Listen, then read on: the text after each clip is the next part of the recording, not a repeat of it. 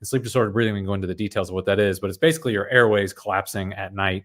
And this ranges from upper airway resistance syndrome, which is basically snoring, to obstructive sleep apnea, severe obstructive sleep apnea, where literally the airway is being shut off when you're sleeping. So you're not breathing, and then the body's not going to try not to let you suffocate. So it'll wake you up. It'll basically, your body will do basically an adrenaline shot to wake you up, release all these stress hormones to open up the airway. And this goes on all night long, every night, night after night, day after day, decade after decade. So I would treat patients sleep apnea with these oral devices, and I very much enjoy that this niche area of dentistry. For one, someone that has sleep apnea, they go 5 to 10 years without a diagnosis generally, and so they get their first real night of sleep in a decade, and they see the results like that. They feel like a new person. So it's a rewarding area of dentistry. Other species don't have mouths with crooked, crowded, impacted teeth, fillings, embedded, inflamed gingivitis, fatty tongue, and narrow airways that is causing, you don't see a chipmunk snoring. And these things are all related. Cavities, periodontal disease, fatty tongue is what I call it. They're all diet-related diseases that manifest in the mouth. And they are so common that we tend to think they're normal. For example, it's very much the norm for kids. I do pediatric dentistry as well. For kids to have cavities, so normal that it's just another, you go to the dentist, oh, you got cavities, we do some fillings, etc., and you go on.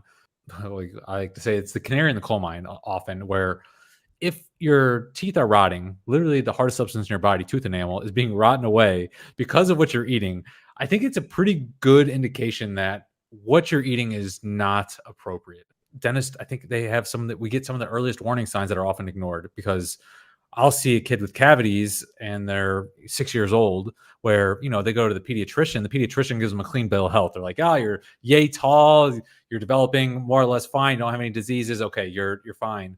But the mouth tells a different story. And often those problems that I see in the mouth will later manifest as diabetes, obesity, metabolic syndrome, and the sequela of negative impacts that relate from that, like obstructive sleep apnea as well.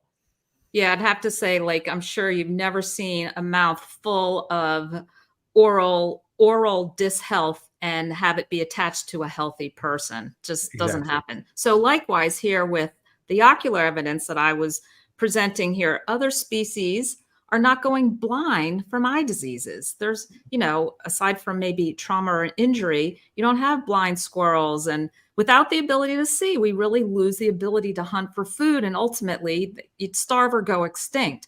It's another reason to believe our ancestral diet is really what is here to keep us to evolve and be healthy. So here I have on the top the lovely, beautiful, healthy mouth. And then below, what goes on with gingivitis, crooked teeth, that we can see how disordered this mouth is. And then I have a picture here of a healthy eye.